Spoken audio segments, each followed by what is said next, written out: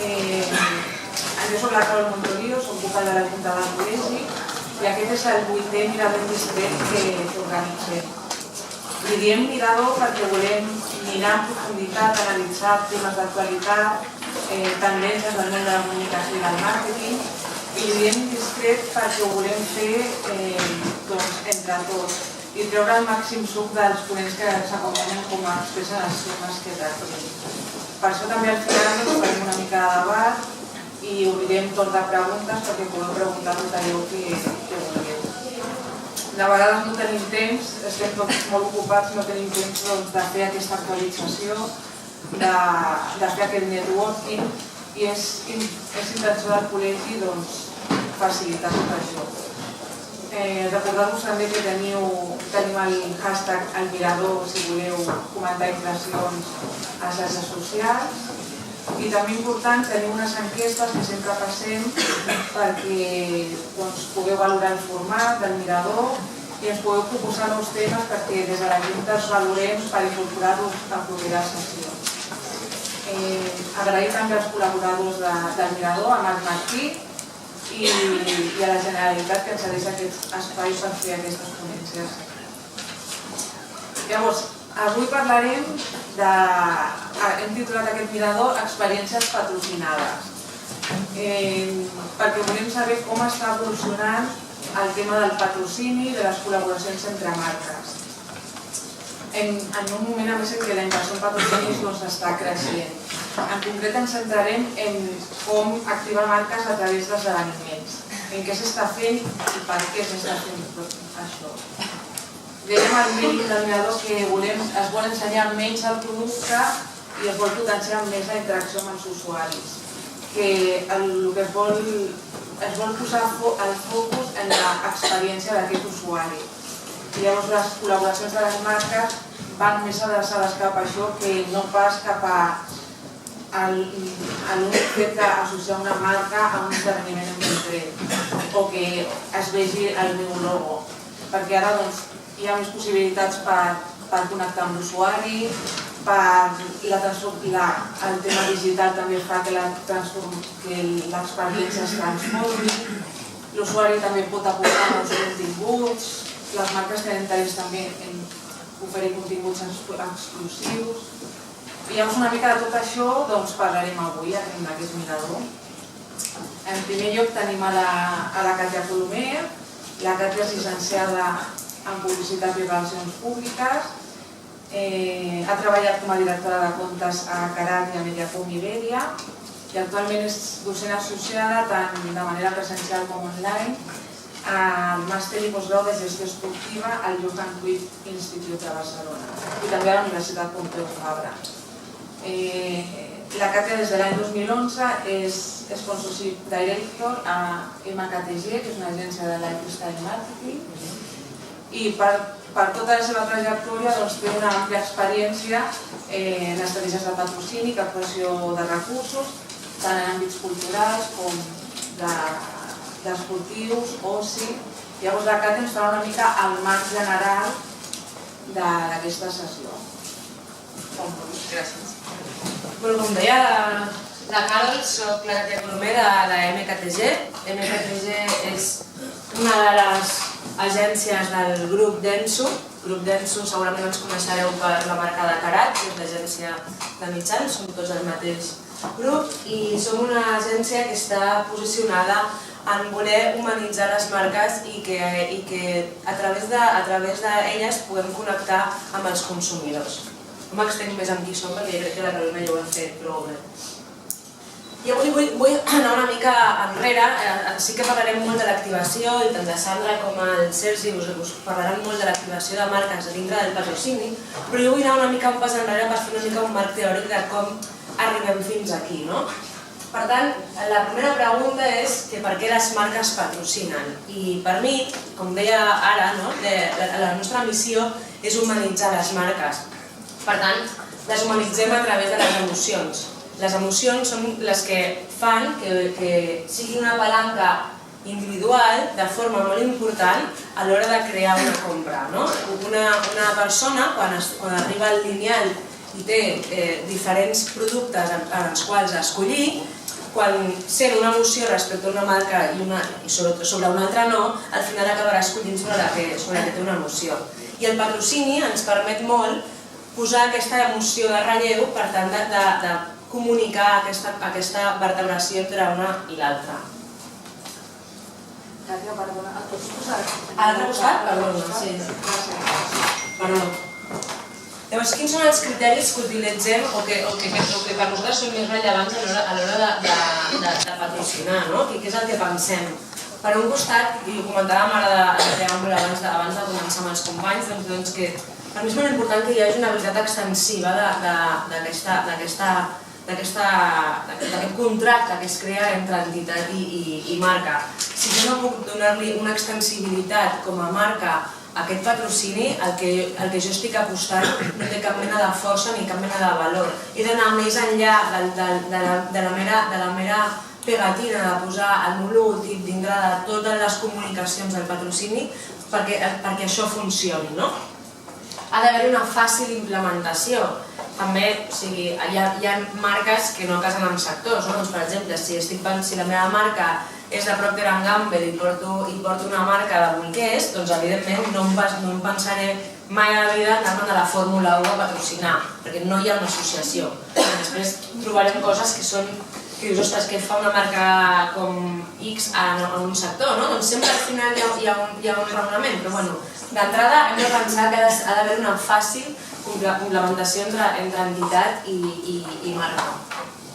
I per últim, que ha d'haver una eficàcia. Jo com a marca he de buscar una rendibilitat, he de trobar quin és el punt, quin és el KPI, quin és l'objectiu que jo busco per tal d'estar amb aquest patrocini, què és el que estic buscant, quin és el potencial que li puc trobar per tal d'exprimir al màxim aquest marc contractual que crearem l'entitat.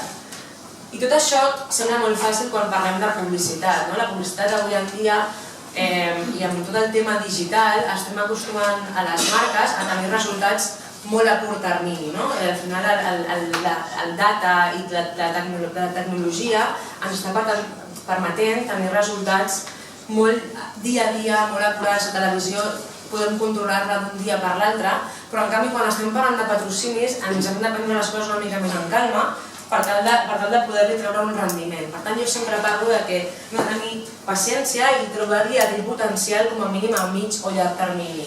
Si com a marca ens estem pensant entrar en un territori i posem el peu el dia 1 i el dia 2 diem és que no m'ha donat resultats, marxo d'aquest territori, doncs segurament no li hem donat l'oportunitat ni a la marca ni a l'esdeveniment de créixer de forma conjunta i de poder treure aquests resultats a mig i llarg termini.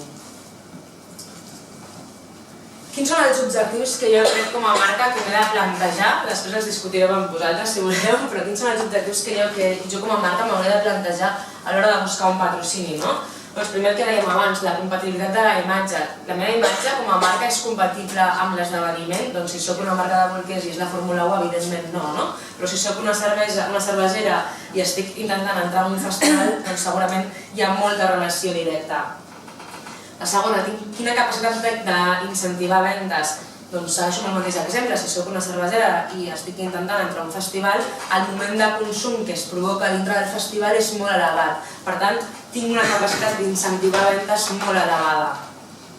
Després, quina cobertura mediàtica m'aportarà aquest festival?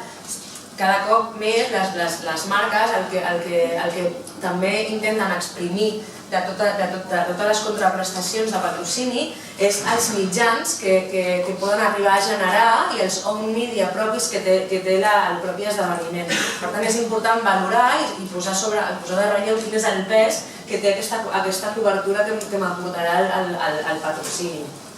Quina exposició de producte puc trobar? I és el que parlàvem abans. Al final, poden haver diferents estratègies, el contingut d'avui, poden haver diferents estratègies en quant a si vull posar més exposició de producte o el que estic buscant és connectar amb audiències. Jo crec que les dues són dues fórmules que hem de tenir en compte i que no hem de perdre de vista, però posarem més pes en una o en l'altra segons l'enfoc i segons l'estratègia que vulguem seguir. Quina és la capacitat de palancament que tinc en el territori? Doncs, evidentment, si soc una cervesera, continuo al món dels festivals musicals, doncs tinc un apalancament al territori molt natural, perquè hi ha un consum directe del meu producte dintre de l'esdeveniment en el qual m'estic associant. L'exclusivitat sectorial també és un tema molt recurrent dintre del patrocini. Evidentment, si sóc una marca de cervesa, no voldré que cap altra de la meva competència entri. És una cosa que de vegades és lògica, però hi ha segons quins esdeveniments que no aporten aquesta exclusivitat sectorial i entren en confrontacions marca versus marca.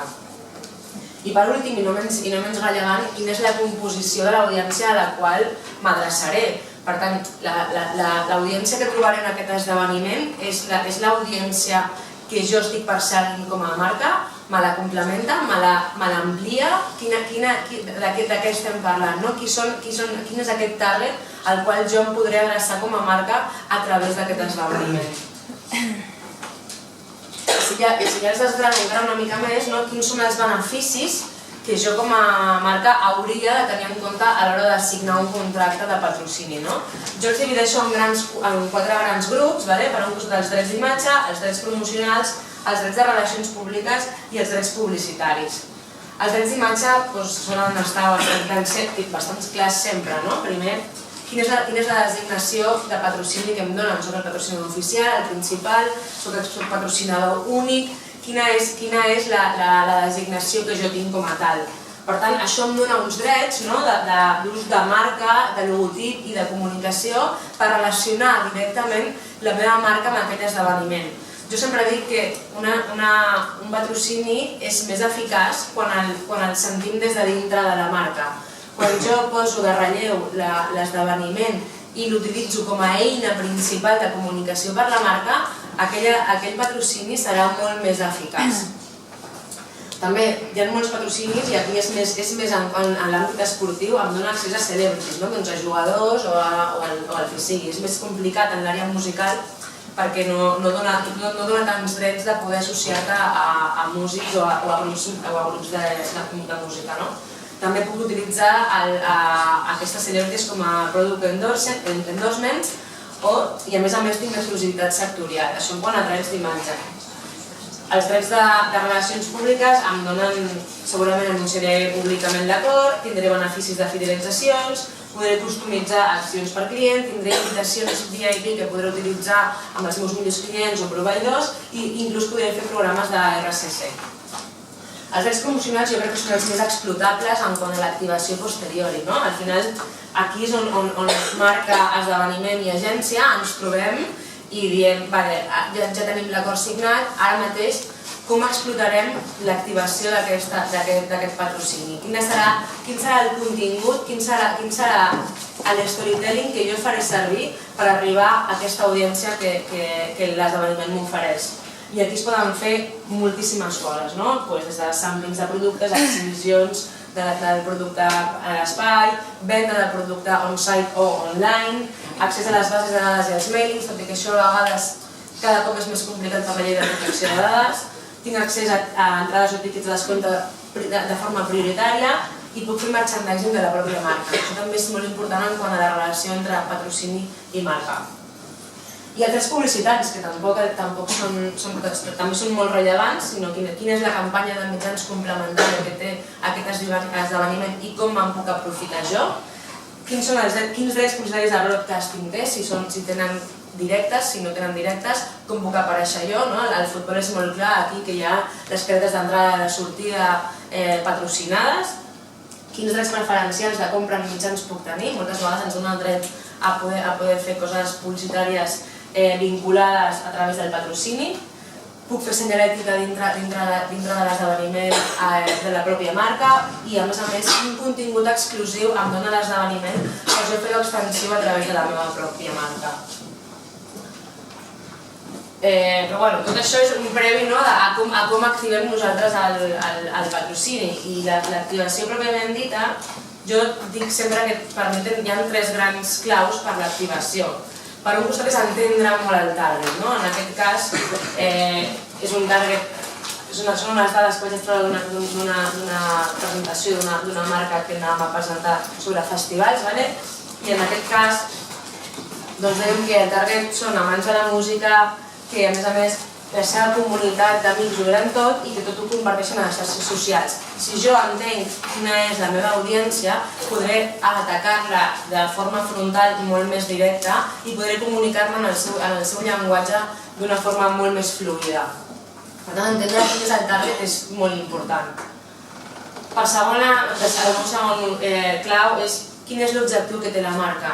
Doncs hi ha marques que, com deien, és natural que estiguin en un patrocini, doncs una cervesera és molt natural que estigui en un festival, però potser una marca d'assegurances no tant, no? Quin és l'objectiu que té una marca d'assegurances per estar en un esdeveniment musical o en un esdeveniment esportiu? Doncs haurem de definir molt bé quins són els objectius que tenim, perquè després a l'hora de medir tot aquest retorn que m'aportarà, és molt important primer fixar quins són els objectius que jo em marco com a empresa patrocinadora d'aquest esdeveniment.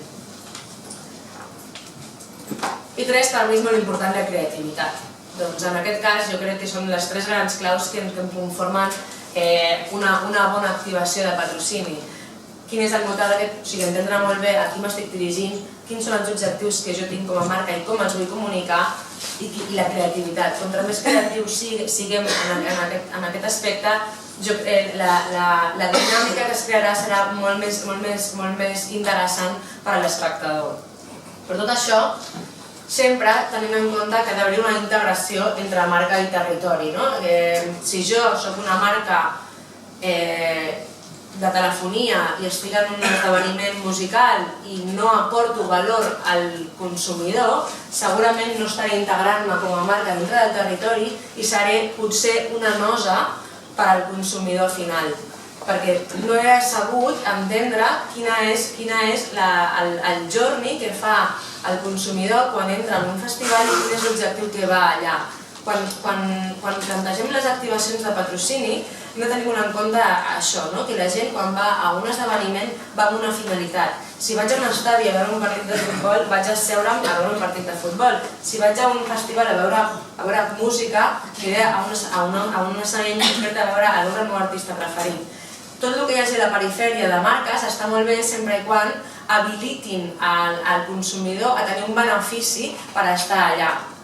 Per tant, és molt important que tinguem en compte que els beneficis que li puguem aportar al consumidor sempre seran molt més ben rebuts que si li estic oferint una cosa que és molt enfocada en la marca però no li dona cap benefici al consumidor final.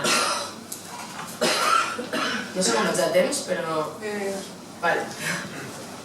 I volia acabar una mica la meva presentació d'avui amb dos exemples que per mi crec que són força significatius i força rellevants en quant als objectius d'activació que us explicava abans. Per un costat veurem un vídeo del US Open, de les sessions del US Open que va fer IBM amb James Murphy, que és un músic. Em podeu posar el vídeo? Music generator is the algorithm.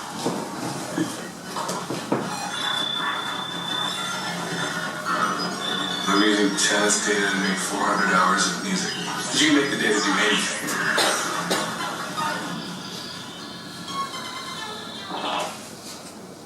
Doncs aquí el que vam fer va ser que IBM va monitoritzar tots els partits de tenis del US Open i a través del Big Data van aconseguir que James Murphy creés 400 hores de música de contingut. Per tant, aquí l'associació entre les noves tecnologies, el Big Data i un músic, que al final no té res a veure amb el tenis, van aconseguir dotar-li d'un contingut rellevant per la marca amb molt de potencial, perquè ells volien sortir al mercat dient que tenien molt Big Data, molta experiència en això, per comunicar-ho a través del patrocini que tenien del US Open. Què fa IBM en el US Open? Doncs moltes vegades aquests casos estranys ens donen un contingut bastant interessant.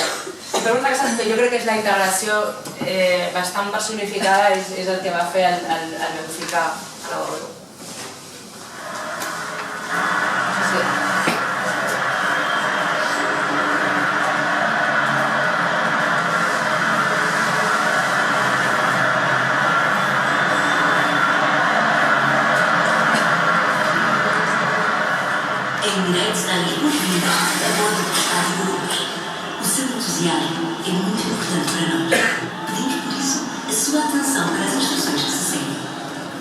Neste estádio existem 32 portas, 65.000 adeptos e 2 balizas. Este jogo terá a duração de 90 minutos, com uma paragem de 15 minutos ao minuto 45. Estamos quase prontos para a entrada em campo da equipa do Benfica. Pedimos-lhe que, nessa altura, coloque toda a bagagem de mão aos seus pés e assegure-se que todos os aparelhos eletrónicos estão desligados para que possa concentrar-se em dar à sua equipa o apoio incondicional que ela merece. Chamamos agora a vossa atenção para as regras de utilização da escola. Coloque as coisas dos ombros em sinal de unificado e mantenha o contato durante todo o jogo. Em caso de golo, os cascóis saltam automaticamente. Coloque a sua cabeça e respire normalmente. Adeptos acompanhados por crianças devem passar por este relatório. O jogo está prestes a começar. É iminente agradecer a vossa preferência e desejar a todos um bom dia.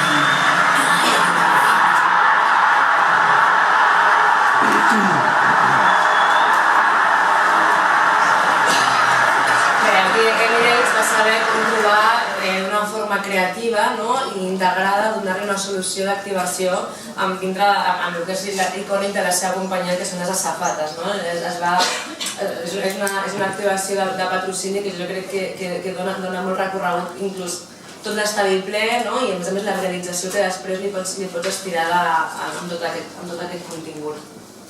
Només volia dir-vos que després seguirem parlant i deixo el torn de paraula a la Sandra, que us explicarà des de la seva òptica d'esdeveniment quines són les seves impressions. Gràcies. La Sandra Soler explicarà com utilitzen el Festival Cruïlla com a plataforma per activar marques. La Sandra Soler és des de l'any 2010 la responsable de sponsorship del Festival Cruïlla Barcelona i compta per tant amb 7 anys de trajectòria en aquest festival internacional, que va tenir més de 57.000 assistents en la seva última edició, la 8ª, i que aconsegueix connectar professionals de referència de cada sector i treballar amb marques molt notòries. La Sandra és diplomada per l'Escola Superior de Relacions Públiques de Barcelona i està especialitzada en crisi i també en l'àmbit que tractem avui dels patrocinis. Orgullosos és un festival que en els últims anys ha fet una trajectòria exponencial i a dia d'avui tenim una marca consolidada i sobre el tema que ens ocupa avui crec que és superinteressant perquè forma part integrada del nostre concepte. És bàsic per nosaltres que les marques es vinculin i connectin amb el públic d'una forma emocional i li donem moltíssima importància.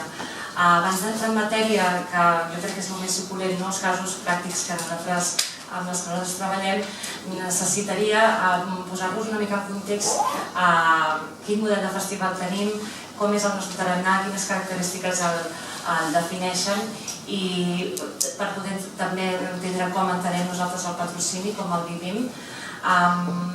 També és important quin és el procés que nosaltres passem perquè finalment encaixem una vinculació d'una marca amb el públic i que l'activació estigui ben integrada. I per últim intentarem he portat 4 casos pràctics perquè puguem veure quines són les avantatges, quins són els objectius de la marca i com s'adequen a les necessitats del festival i sobretot a la necessitat del públic. Nosaltres definim el festival com el Festival d'Estiu de Barcelona, no només per una qüestió de dates, perquè just agafa la segona setmana de juliol, és a Barcelona i és un festival que mira sobretot al públic de Barcelona. Tenim la sensació que el públic de Barcelona necessita tenir un festival de referència en què se senti identificat i per tant posem molt de focus. Al final, Barcelona és una ciutat molt petita comparada amb altres capitals mundials i nosaltres el que fem és una rèplica, el nostre festival és una rèplica de com es viu, com viu la gent a Barcelona. De tal manera que és molt fàcil poder anar sol al festival i poder-te trobar un munt de gent perquè al final és com, ja us dic, una rèplica del tarannà de la identitat de la gent de Barcelona. Gent de Barcelona i àrea metropolitana. gent que d'alguna manera està connectada perquè laboralment o per alguna causa en la ciutat. Els valors que nosaltres ens caracteritzen és l'emoció. Nosaltres som absolutament emocionals, tota l'organització ens movem per emocions i és el que intentem transmetre amb el festival que fem. L'optimisme és algo que es caracteritza molt a nosaltres, de fet, i també es transmet al públic. De fet, en els nostres esdeveniments tothom somriu, tothom està alegre, perquè generem un entorn que genera aquest efecte de benestar. Qualitat, nosaltres incidim moltíssim en la qualitat. La paraula festival té unes connotacions a vegades una mica negatives, s'associa amb valors d'incomoditat, d'aglomeracions, de cues, i nosaltres hi posem molt de focus en aquest aspecte que després us explicaré.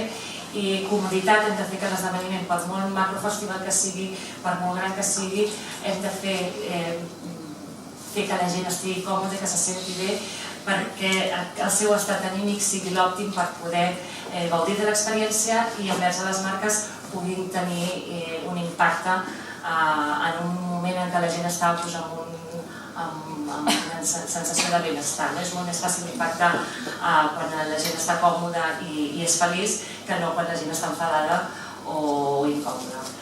Innovació. Nosaltres incidim molt en aquesta part d'innovació. Des de fa 3 anys hem implementat tecnologia en el nostre sistema de pagament i no només per al sistema de pagament, sinó també que ens ajuda a tota el que és la part d'accessos d'accedir al festival, que generalment és una part complicada, sobretot en hores punta. També us explicaré com ens vinculem amb el públic, amb experiències que tenen a veure amb la tecnologia, al final de tot. Trets característics. El Festival Cruïlla va més enllà d'una experiència musical. Nosaltres tenim un públic que no és especialment coneixedor de grups de música durant l'hivern. És un públic que li agrada molt la música, però que no és seguidor fervent d'artistes en concret, li agrada la música de forma transversal i per tant nosaltres dotem el festival de diferents continguts que van més enllà de la música, perquè no és un públic especialment festivaler. De fet, el 70% del nostre públic no assisteix a altres festivals i això és una cosa que hem de tenir molt en compte. Tenim cura de la qualitat de l'experiència. Nosaltres el que fem és cuidar tots els detalls al màxim, des del so, des que els escenaris entre si no hi hagi masses distàncies per no generar un pensament prematur dels assistents. Intentem que tots els assistents tinguin tot a l'abast, perquè és a dir, no tinguin cap necessitat de marxar fora del festival perquè ells ho tenen tot.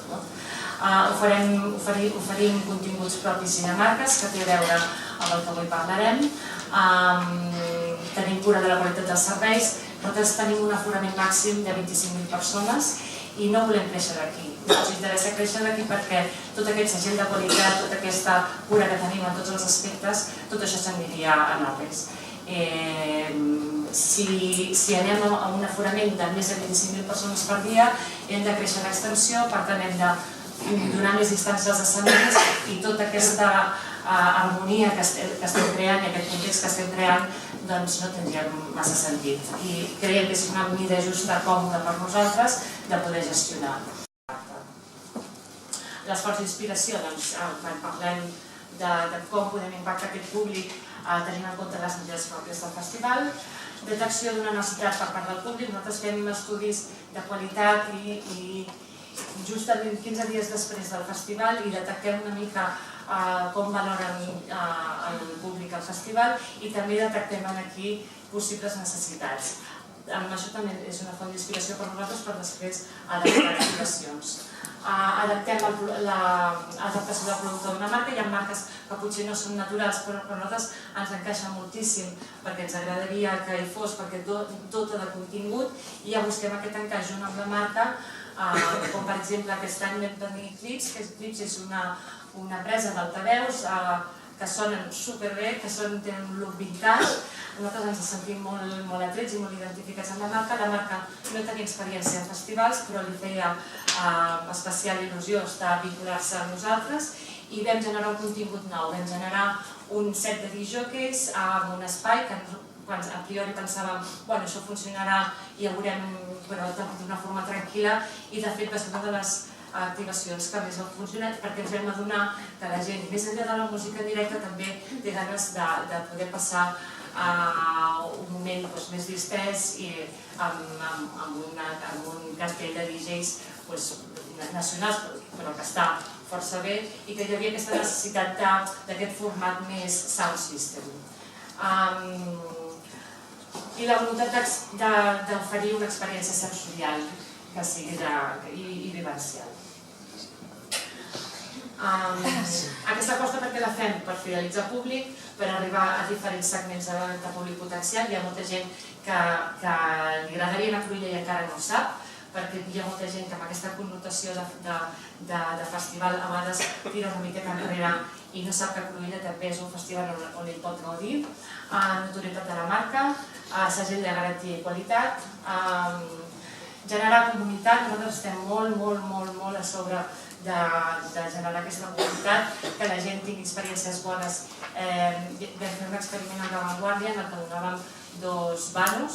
A cada vano hi havia un tros, un fragment d'una lletra d'unes cançons, i la gent els havia de trobar, havia d'encaixar cadascú, encaixar la lletra, i havia de trobar la persona. Doncs això va generar que gent entre ells es busquessin, i quan es trobaven gent que igual no es coneixia de res, era tanta l'alegria al moment de trobar-se que es feien abraçades, i això generava comunitat i connectes una mica al públic entre si. I oferia a les marques impactes de qualitat, sobretot qualitat versus quantitat. Passem, anem als casos pràctics. Us he posat 4 casos pràctics perquè em semblen significatius. El RAC, perquè és una prestació de servei. Treatwell, perquè genera un contingut que li dona valor afegit al públic. VR Company, que ha adoptat un contingut propi nostre, l'ha adoptat com a marca i és una cosa del format o una altra via de connexió. I DAM, òbviament, perquè és el patrocinador principal. El RAC, l'objectiu de la marca, doncs el RAC té un fragment de soci que el vol dotar de continguts. Té una marca potser que s'ha de rejuvenir, té uns usuaris de fa molts anys, és una marca molt consolidada, però li falta aquest target de la part baixa. Es vincula amb nosaltres perquè està alineat amb els nostres valors i perquè té interès en la música.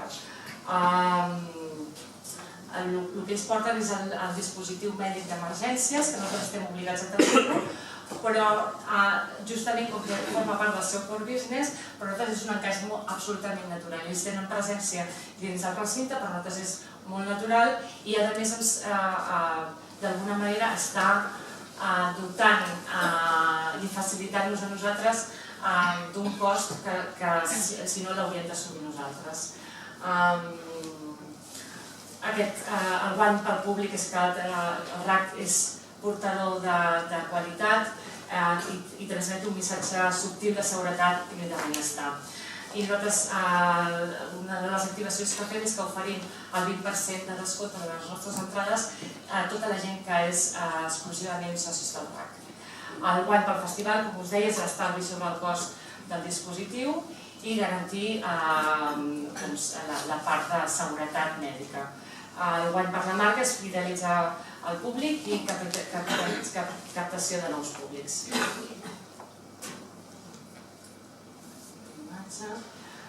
Treatwell és una aplicació que el que fa és connectar salons de bellesa que tinguem en el radi d'1 quilòmetre a gent que va amb molta pressa, que no té temps de poder-se organitzar i és una aplicació en què tenen una cobertura de sales de bellesa repartits per Barcelona i estan associats i d'alguna manera volen venir al festival per explicar una mica com funciona l'aplicació i activar i donar un contingut propi al festival. La seva finalitat era explicar exactament com funciona l'aplicació i nosaltres el que vam fer aquest any era a través de les nostres xarxes fer reserves per reservar algun servei dins del festival. Això és una cosa que a la gent agrada molt perquè s'abstrau dels concerts, té un moment per fer-se la manicura, per patinar-se, és un moment divertit per compartir amb els amics, els canvien el look i és més extrovertit i és més divertit i és una estona que la gent hi passa perquè jo us dic, el nostre públic no és justament un públic que es concentri només en els concerts. La forma de vinculació entre accions digitals per generar tràfic des de les nostres xarxes cap a la seva landing, impactar amb descomptes al seu servei. Vam fer una acció de la nostra base de dades, vam impactar a una part del públic en el qual oferíem un 30% de descomptes en els seus serveis, amb la qual cosa vinculàvem la marca amb els nostres usuaris directament a través nostre i ho dotàvem de valor, impactàvem però oferint una contraprestació de valor. El guany pel públic és tenir al servei aquest dispositiu que té a veure amb la imatge personal, té a veure amb l'estalvi de temps, amb les reserves del festival i el que us deia, el 30% de descompte. El guany per festival és dotar del contingut del festival amb una activació que porta valor afegit. El guany per la marca, explicàvem quin és el funcionament d'aquesta aplicació, per tant fem pedagogia, captació de leads amb aquest impacte a la nostra base de dades i trasbassament del públic cap a la seva landing. Em saltaré Treatwell, em saltaré The Art Company i anem a parlar de DAM. L'objectiu de la marca DAM correspon a una estratègia territorial de notorietat de marca, que està present una forta presència dins del nostre festival i és un dels principals esdeveniments en què ells aposten en el Cruïlla. La nostra vinculació és molt similar, compartim els mateixos valors de marca, treballem per un target alineat i tenim una molt bona sintonia en què a l'hora de treballar ens hi trobem molt a gust. Això és molt important també en relació de les marques i els esdeveniments. Evidentment, és obvi que DAM té una vinculació amb la música i la seva voluntat de tenir també connexió amb els artistes, que això en festivals és justament molt difícil, amb el que és molt complicat que els artistes es vulguin associar amb valors de les marques. La fórmula de vinculació, hi ha molts casos, però parlarem de dos. Nosaltres tenim un fotocall just a l'entrada del festival, que és on la gent és el primer que troba pràcticament, on la gent es fa fotos, comparteix a xarxes i és un record memorable que queda pel futur. I una altra de les activacions que ells capitalitzen és l'escenari principal. L'escenari principal és on passen els principals artistes, és la plataforma de visibilitat més potent que existeix en un festival i justament perquè té molts impactes amb els mitjans i perquè té molts impactes en els usuaris vam voler dotar d'una escenografia que tingués una visibilitat molt bona dins del festival i per tant nosaltres el que vam fer és fer projectes escenogràfics perquè poguéssim adaptar i no limitar-nos en el logo de les TPPs. Les TPPs són els altaveus que hi ha al costat del festival on s'aprofita aquest espai per posar logos de marques. Això al final no arriba enlloc i és anem a dotar aquest escenari, anem a vestir-lo bé, anem a generar aquest impacte de marca i al final és una experiència. Justament el guany que té el públic amb aquest tema concret de l'escenari és que segons les enquestes que nosaltres fem hi ha una alta expectativa i cada cop més que el primer que fa la gent quan arriba al festival és corrents cap a l'escenari d'Am a veure com és aquesta escenografia d'aquest any. Prèviament nosaltres hem passat un render per xarxes, expliquem una mica la construcció, però el resultat final no es veu fins que l'assistent arriba en el recinte. I és un dels atractius que ja crea més expectativa. El guany del festival, evidentment, és la part de finançament, l'estalvi de costos de producció, òbviament, i una experiència sensorial que aporta al festival. I el guany per la marca també és obvi. És impacte mediàtic, vinculació amb arts escèniques, etc. I per últim, com haig de temps? Fatal. Sí, però podem... Nosaltres, amb el que és connexió amb tecnologia, de tots els usuaris únics que tenim registrats amb la pulsera, que és el nostre sistema de pagament i accés, podem controlar exactament què pren cadascú, on es situa, en quin moment pren temps per seure i menjar. Tenim moltes dades in situ. I una de les maneres que podem aprofitar aquestes dades donant valor al festival és justament fer-los sentir protagonistes. I explicaré només el cas del Codorniu. Nosaltres el que vam fer és veure quanta gent era el seu aniversari aquest cap de setmana, els vam enviar un push a través de l'aplicació i els vam citar a la barra de Codorniu per convidar-los a una copa de cava. Van aparèixer unes 70 persones, es van connectar directament amb la marca, es van sentir protagonistes i tot i que l'impacte sigui en termes numèrics molt petit, és un impacte amb molta qualitat perquè a la gent no hi ha res millor que fer sentir bé la gent i que la gent se senti protagonista i caure al festival. Això és tot. És una mica un resum. En 15 minuts és un tema que dona molt de sí. Disculpeu-me, Sergi, disculpa'm si m'he estès massa.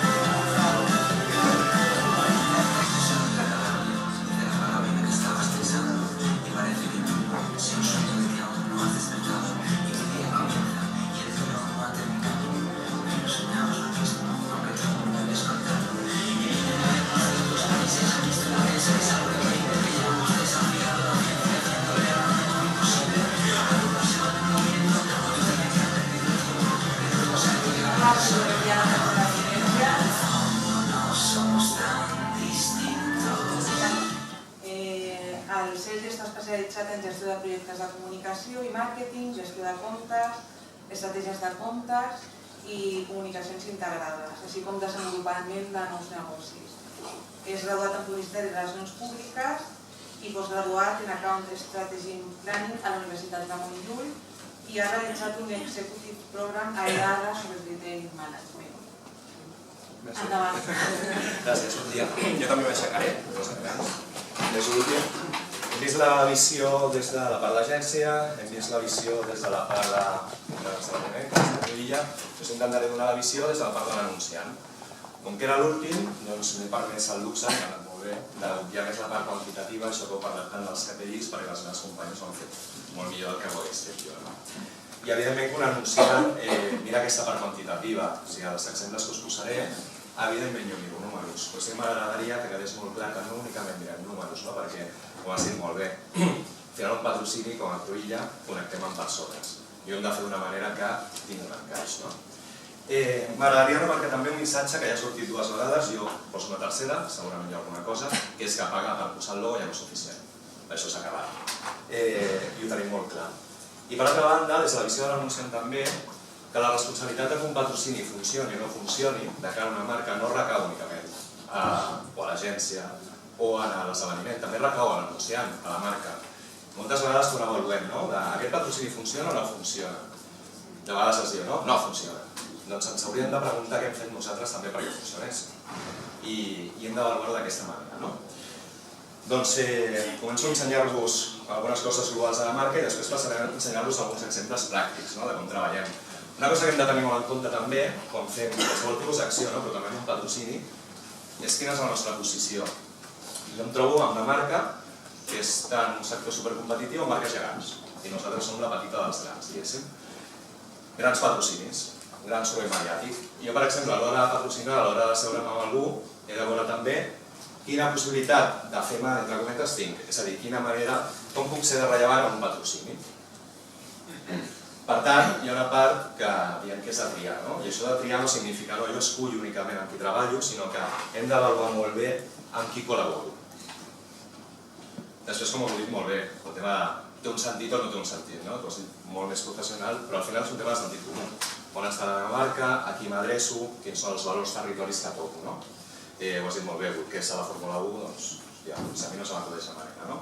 Nosaltres, una marca d'aquí, que treballem en un territori com és el cinema, donar suport a l'ESCAC, patrocinar l'ESCAC, que la forma habitual és una beca, que vam reconvertir en que aquesta beca és una producció del primer spot dels alumnes de l'últim curs.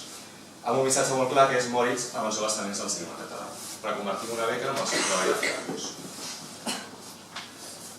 Però per mi és molt important aquesta part d'aquí, que és ens entendrem per treure màxim rendiment, o sigui, fixeu-vos que tota l'estona estem parlant de KPIs, rendiment, evidentment això és una inversió i hem de treure rendiment. Hi ha uns indicadors, però per mi el punt de partida és veure si realment podem seure plegats i entendre que tenim un objectiu comú. En tot el camí del món, per si algú que ho fa i més, però jo quan rebo oro, plata, bronce, uy, tantas impresiones, si pasas a plata más impresiones, si pasas a oro más impresiones, más logos, per mi no és suficient, ni molt menys. De fet, per mi la part bona és poder treballar plegats i treure punta al màxim, no? I s'haurà de dir què és el que podem fer que sigui pel teu festival, per la meva marca, però sobretot per l'audiència, que és el que ens importa. I quan trobes aquest trio, diguéssim, és el moment que és màgic. Alguns exemples. El que dèiem, no? De pagar per posar el logo. Festival de Cinema de Sitges. És el segon festival de cinema d'Espanya, és el primer de Catalunya. Les dades són brutals, o sigui, a nivell quantitatiu. Com us dèiem, les heu triat. Evidentment, posem el logo allà on podem, evidentment, però no ens quedem aquí. Seguem amb el festival, ens entenem bé amb la gent del festival i cada any fan un homenatge, diguéssim, a una pel·lícula, no? Per exemple, aquí us he posat l'exemple de 2015, que era la pel·lícula 7, no? Aquesta del Brad Pitt i més, amb els 7 pecats capitals. Doncs vam desenvolupar un projecte, una creativitat, on amb el nostre propi producte vam, que no es veu gaire bé, però vam representar els diferents pecats capitals. Per exemple, aquí l'enveja. A la cervesa tenim molta enveja al sector del vi, perquè sembla que és com molt... Ens vam agafar i vam posar la Moritz en una ampolla de vi. La supèrbia que deien, doncs mira, som la millor cervesa del món mundial, etc. Quan vam presentar això al Festival de Cinema de Sitges, jo soc molt passat i sempre demano molt més. I dic, ostres, si els deia, teniu un media partner, vull que em doneu plans de publicitat i de més. I evidentment em deia, no tio, perquè no ets el patrocinador principal i no te les podem donar.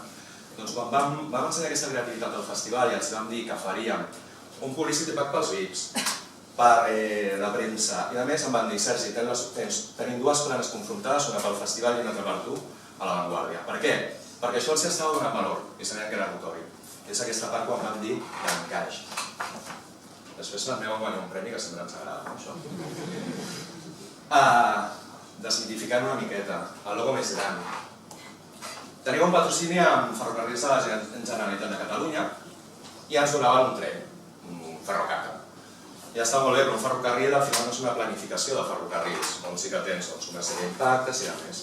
Què vam fer? Doncs podríem haver tirat de posar el logo molt gran i una ampolla molt gran de Moritz, però com que volíem anar un pas més enllà, el que vam fer és treballar amb un dels artistes que tenim molta relació, Ricardo Cabolo, primer nivell, i li vam dir, el briefing va ser molt clar de Ricardo, aquest és el lienzo més gran del món, fes el que vulguis amb la marca. Quan li vam ensenyar Ferrocarrils va ser, no anem a fer el que fa qualsevol marca, per què? Perquè al final això serà bo pels dos, i aquest és un exemple. La gent, habitualment els dilluns, quan estàs una mica més depre, que tornes a la feina i tot això, tuitejava de dir, hòstia, el ferrocarril de Moritz és el que m'alegra el dia. I això era bo per Ferrocarrils i per nosaltres. Un cop més estàvem intentant buscar que el patrocinador estigués content, que el patrocinat es sentés a gust i que l'audiència, que al final és el més important, sigués un tema rellevant per ells. Som la marca i volem visibilitat, no? Allò que moltes vegades anunciem, hòstia, tenim visibilitat. Evidentment que la volem, però també, com dèiem, hem de buscar l'encaix i com s'integra i com no és intrusiu. Fira de Tàrrega, Fira d'Arts Escèniques, un nivell altíssim, ens andaré molt bé, i quan els dic, volem visibilitat, s'escolta una mica, no li dic, però volem visibilitat d'una manera integrada. Què fem? Agafem un dels guanyadors d'una de les edicions de Fira de Tàrrega en Arts Escèniques i els diem, els passem un briefing també de volem visibilitat de Moritz, però com? D'una manera artística, no simplement posant roll-ups. Per què? Perquè aquí no encaixaria. Aquí seria una cosa que seria molt forçada. I crear un espai com un embalat d'aquesta manera, on tenim nosaltres molt de marge perquè són artistes i els deixem treballar i al final això funciona millor que no pas 3 roll-ups. I de vegades allò que es formen estranyes parelles o fins i tot aquí serà trios, no? Nosaltres participem en molts festivals de disseny, és un dels territoris de la marca, i un d'ells és el Love Festival. I un dia els de Love ens truquen i ens diuen, hòstia, Sergi, que tu l'han veure els d'Adobe. Dic, val, però a veure què, no? I Adobe tenia una inquietud que deia, jo tinc allà un munt de dissenyadors i jo tinc el programa, diguéssim que és el meu producte. I literalment ens van dir, no, vull fer una prova de producte, ja que tinc tants dissenyadors allà. Doncs ens vam juntar els 3 i al final era Love proporciona a les persones que tenen un interès pel disseny, Adobe estava proporcionant l'eina i nosaltres el que vam fer va ser proporcionar el producte. I els hi vam muntar una petita agència de disseny allà on la gent podia anar a provar el producte d'Adobe com amb un tema concret, que era des del que vulguis amb la Moritz, dissenyar la teva etiqueta. Al final del dia el que vam tenir van ser, si no recordo malament, 150 propostes diferents, interpretades per dissenyadors. Tenim també d'entendre'ns, no? La gent d'Inedit Festival munta un festival que és d'Inedit, que és meravellós, a mi sempre m'ha agradat moltíssim, però que un patrocinador principal, no? I ens coneixem, i era, hòstia, ho feu molt bé i a més, i un dia vam dir, per què no creem una cosa junts? Però la co-creem. Interès per la marca, nosaltres treballem en un territori que és moda, treballem en un altre territori que és cinema. Ells es dediquen al món del cinema documental. Anem a crear el primer festival de cinema documental de moda, no existeix. I aquesta co-creació significa que no únicament tenim el naming, sinó que ens involucrem fins aquí. Ens involucrem per què? Perquè creiem i perquè formem part. I per mi la millor manera d'expressar-ho és quan arribes a crear una cosa que és per primer cop, que és innovadora. Per exemple, m'agradava aquest titular de Vogue, que el guardem amb molt de carinyo, que era Llega Moritz Hitchcock, primer festival de cine documental de moda en Espanya. Ara ja està més consolidat i és una cosa que fem créixer de manera conjunta. Per què? Perquè la sentim de manera conjunta. No és únicament un patrocini on posem diners i ens oblidem. Això ens encanta, és impossible. El que dèiem de treure màxim rendiment. Treure màxim rendiment no és únicament que tinguem el logo a més llocs, que vagi més gent a l'esdeveniment en concret, sinó també anar un passet més enllà. Patrocinadors de les pistes d'esquí catalanes, no?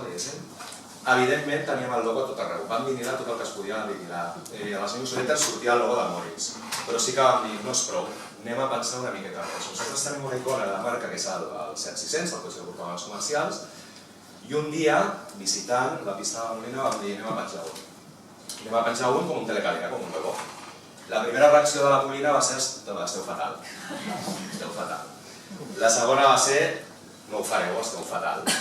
La tercera, quan ja vam anar amb anàlisis tècnics de llei, que no se va caer i tot això, ens van dir, bueno, provem. Ho vam provar i després d'un any, perquè em miraven una mica raro encara, però després d'un any em deien, quants 600 tens, Sergi? Perquè vull més. Per què? Perquè al final la gent quan pujava a la Molina feia, hòstia tu, el cotxe de la Mòrix a la Molina, i tuitejava, ho feia a Facebook. I això era marca també per ells. I era una cosa que era diferencial respecte a les altres pistes d'esquí. O sigui, veieu un cop més, o sigui, buscar aquest punt d'anunciant, marca, patrocinat, i audiència.